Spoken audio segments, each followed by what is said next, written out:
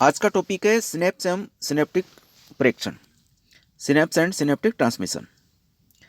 संवेदी अंगों से प्रभावी अंगों तक उद्दीपन का संचरण एक से अधिक तंत्रिकाओं के द्वारा होता है और ये जो पारस्परिक तंत्रिकाएं आपस में संलयित नहीं होती, फ्यूज्ड नहीं होती, बल्कि एक छोटा सा अवकाश है जिसके द्वारा आपस में ये पृथक रहती है। और ये जो अवकाश है, ये जो गैप होते हैं, इन्हीं को सिनेप्स कहते हैं। तो इस प्रकार से हम देखते हैं कि सिनेप्स वह संयोजन स्थल है जहां पर एक तंत्रिका समाप्त होती है और दूसरी तंत्रिका का प्रारंभ होता है। सामान्यतः एक तंत्रिका एक्सोन और दूसरी तंत्रिका के डेंड्रोइड के द्वारा सिनेप्स का निर्माण होता है। एक्सोन को प्रदान करने वाली तंत्रिका प्रीसिनेप्टिक तंत्रिका कहलाती है, प्रीसिनेप्टिक न्यूरॉन कहलाती है, और डेंड्राइट को प्रदान करने वाली जो तंत्रिका कोशिका उसको पोस्ट सिनेप्टिक न्यूरॉन कहते हैं।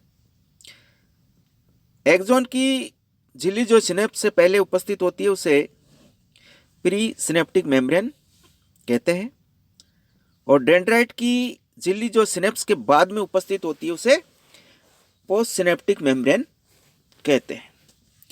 पोस्ट सिनेप्टिक मेम्ब्रेन का वह भाग जो प्री सिनेप्टिक मेम्ब्रेन के नीचे उपस्थित होता है, वहां पर उसे सब सिनेप्टिक मेम्ब्रेन कहा जाता है।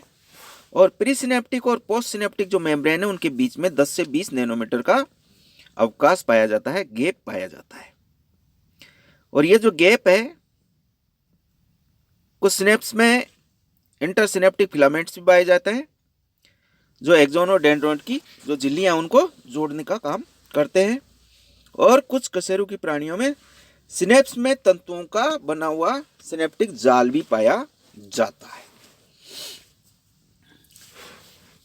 एक्सोन की अंतिम रचनाएं घुंडी के समान रचनाओं में रूपांतरित हो जाती है, जिसे सिनेप्टिक नोब कहते हैं, जैसा कि आप लोग चित्र में भी देख रहे हैं।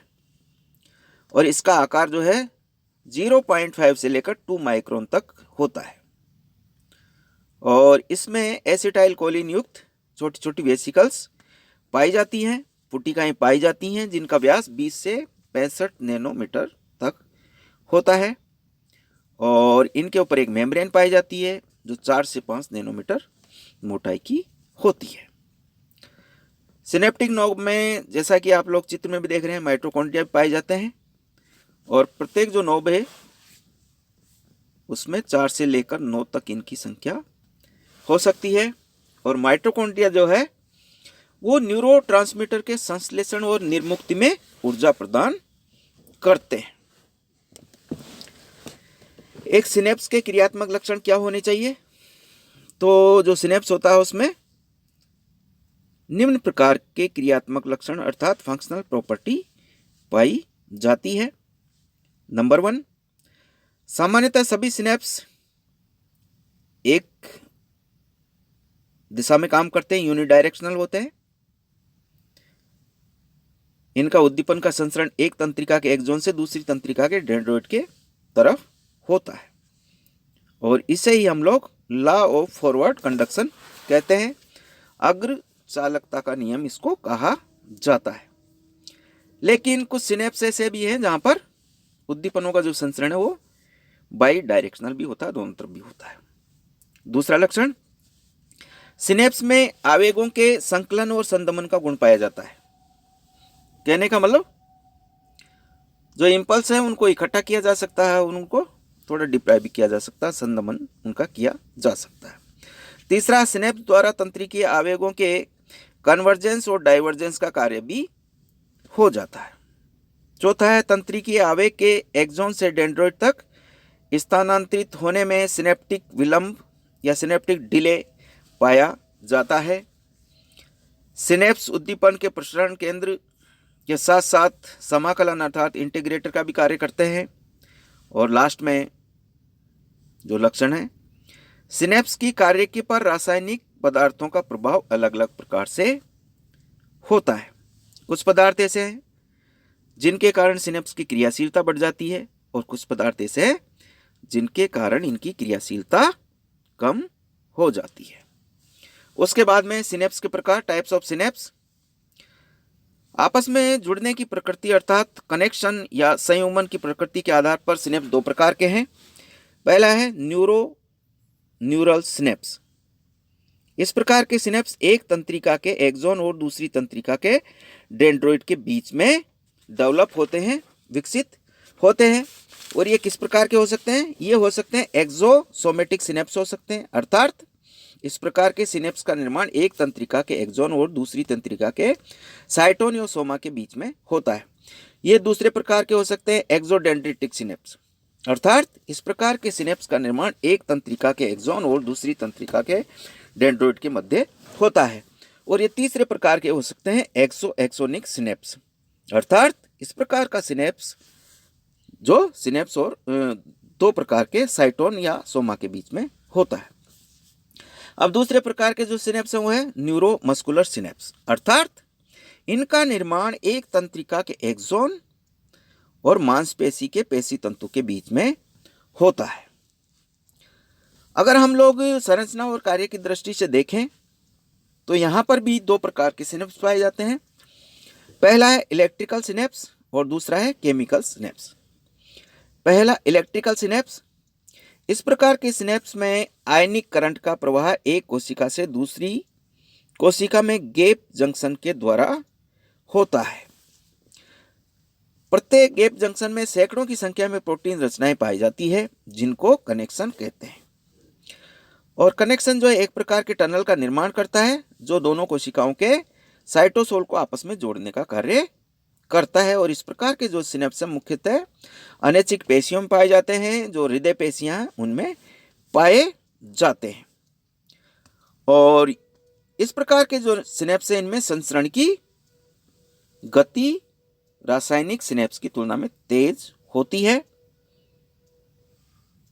और दूसरी जो प्रॉपर्टी है, इन सिनेप्स में उद्दीपन का संचरण बाई डायरेक्शनल होता है। दूसरे प्रकार के जो सिनेप्स हैं वो है रासायनिक सिनेप्स।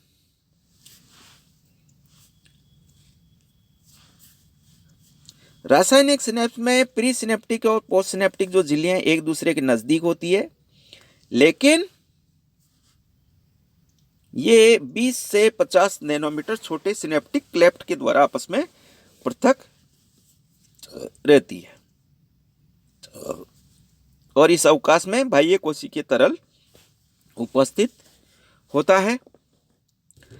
प्री सिनेप्टिक तंत्रिकाएं न्यूरोट्रांसमीटर्स का स्रावण करती है और न्यूरोट्रांसमीटर जो है सिनेप्टिक विदर में निर्मुक्त हो जाते हैं और पोस्ट सिनेप्टिक झिल्ली पर उपस्थित जो रिसेप्टर्स हैं उनके साथ ये बंध जाते हैं।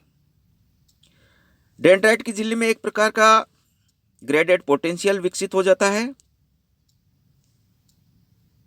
और प्री सिनेप्टिक न्यूरॉन में उपस्थित जो विद्युतीय संकेत हैं, इलेक्ट्रिकल सिग्नल्स हैं, उनका रूपांतरण रासायनिक सिग्नल्स में हो जाता है। पोस्ट सिनेप्टिक न्यूरॉन जो है रासायनिक संकेत को प्राप्त करते हैं और विद्युतीय संकेत में रूपांतरित हो जाते हैं। इस उद्दीपन संचरण में लगभग 0.5 मिलीसेकंड का टाइम लगता है और इसीलिए इस प्रकार के जो संचरण है वो इलेक्ट्रिकल सिनेप्स की तुलना में धीरे होते हैं। अगर हम लोग देखें कि एक टिपिकल जो रासायनिक सिनेप्स है उसमें उद्दीपन का संचरण किस प्रकार से होता है, तो इसमें हम लोग देखते हैं कि जब सिनेप्टिक एंड बल्ब जो है उसमें उद्दीपन संचरित होता है तो वोल्टेज गेटेड सोडियम चैनल के साथ वोल्टेज गेटेड कैल्शियम चैनल भी खुल जाते हैं। सिनेप्टिक विदर में उपस्थित बाह्य कोशिकीय तरल से कैल्शियम की सांद्रता अधिक होती है। ये कैल्शियम प्री सिनेप्टिक तंत्रिका के एक्सॉन टर्मिनल में प्रवेश कर जाते हैं। उसके बाद में एक्सॉन टर्मिनल में कैल्शियम की मात्रा बढ़ने के साथ साथ सिनेप्टिक आशय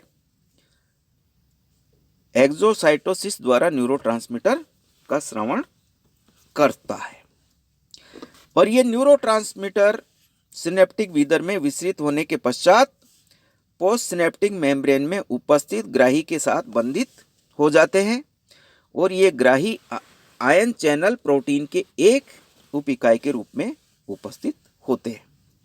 इस प्रकार रासायनिक सिनेप्स में उद्दीपन एक ही दिशा में संचरित होता है, क्योंकि प्रीसिनेप्टिक न्यूरॉन द्वारा न्यूरोट्रांसमीटर का स्राव होता है एवं इन न्यूरोट्रांसमीटर के ग्राही पोस्ट सिनेप्टिक मेम्ब्रेन में उपस्थित होते हैं।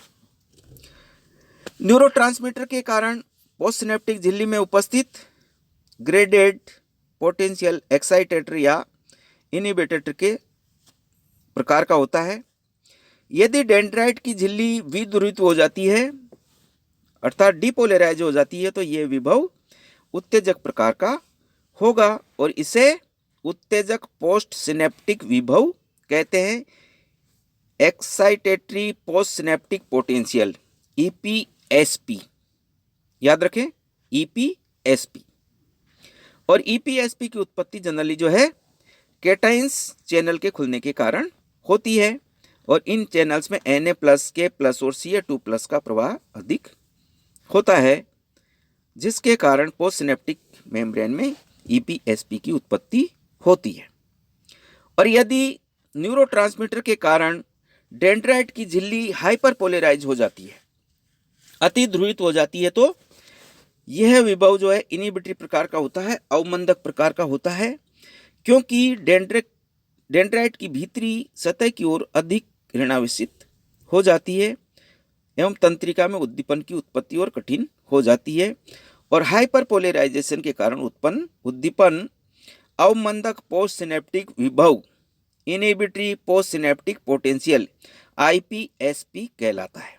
और ये IPSP की जो उत्पत्ति है ये Cl- और K+ चैनल के खुलने के कारण होती है। जब Cl- खुले रहते हैं अर्थात क्लोराइड चैनल खुले रहते हैं तो Cl आयन तेजी से अंदर प्रवेश करते हैं, जबकि K+ चैनल खुलते हैं तो K+ आयन जो है तेजी के साथ बाहर की ओर विकसित हो जाते हैं, जिससे भीतरी सतह पुनः ऋणावेशित हो जाती है। और इसमें जो अंतिम बिंदु है वह है कि न्यूरोट्रांसमीटर का हटना भी जरूरी होता है। किस प्रकार से हट पाएंगे? किसी भी सिनेप्स के सही प्रकार से कार्य करने के लिए सिनेप्टिक वीदर से न्यूरोट्रांसमीटर्स को हटाना अत्यंत आवश्यक होता है। और ये किस प्रकार से हट सकते हैं? ये विसरण के द्वारा हट सकते हैं, एंजाइम्स के द्वारा हट सकते हैं और कोशिकाओं के द्वारा इनको ग्रहण किया जाता है, जिसके कारण भी ये हट जाते हैं। और साथ में ही हम लोग चर्चा कर लेते हैं कि मुख्य न्यूरोट्रांसमीटर्स कौन कौन से होते हैं। तो ये करीब 60 प्रकार के न्यूरोट्रांसमीटर्स ज्ञात हैं अभी तक, लेकिन इनको सभी को जो है रासायनिक रूप से 5 श्रेणियों में रखा जाता है। पहली जो श्रेणी है वो एसिटाइल कोलिन है, दूसरी अमीनो एसिड्स हैं, तीसरी जो है बायोजेनिक अमीन्स हैं, चौथी जो श्रेणी है वो न्यूरोपेप्टाइड्स है, पांचवी जो श्रेणी वो गैसेज है। इनके ऊपर भी शॉर्ट नोट्स आ सकते हैं, तो इनकी भी आप लोग थोड़ी स्टडी कर लीजिएगा।